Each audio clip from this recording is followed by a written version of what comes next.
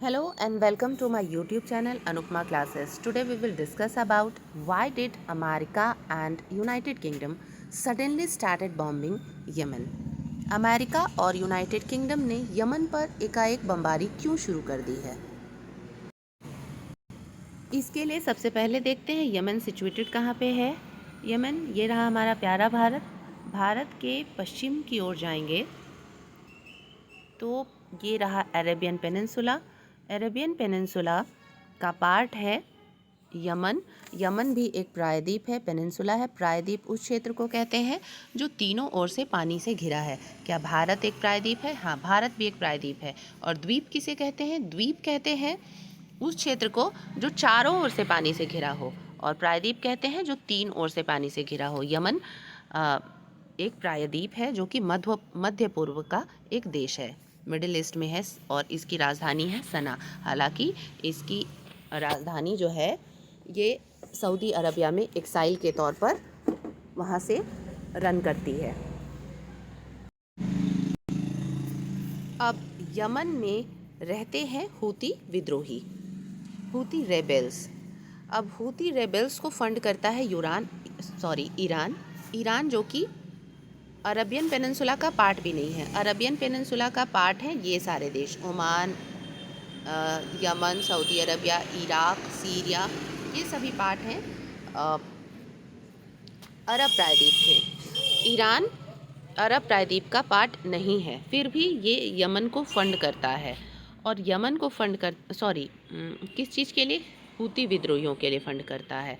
और हूती विद्रोही जो हैं, अभी हालिया में पता है गज़ा में हमास और इज़राइल का वॉर चल रहा है।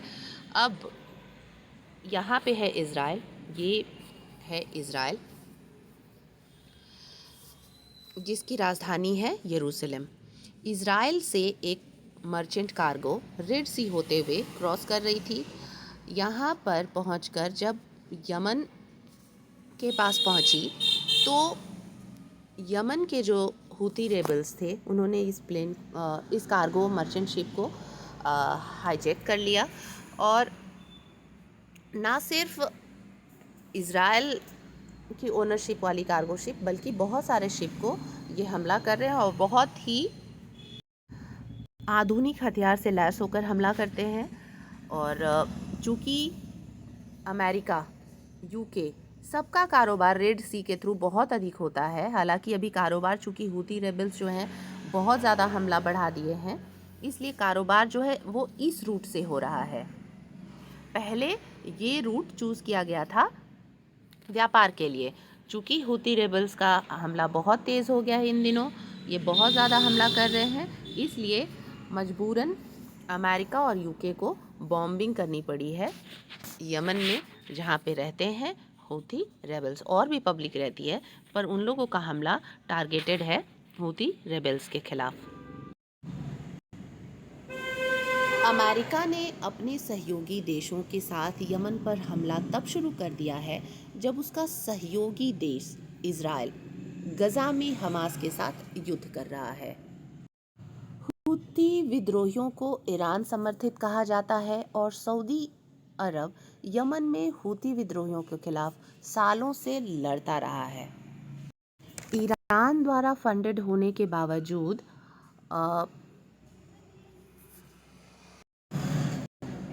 ईरान ने कभी भी ये नहीं माना है कि हूती विद्रोही जो हैं उनके द्वारा फंडेड हैं। ये भी बहुत बड़ा कारण है ईरान और सऊदी अरबिया के संबंध के बिगड़ने का।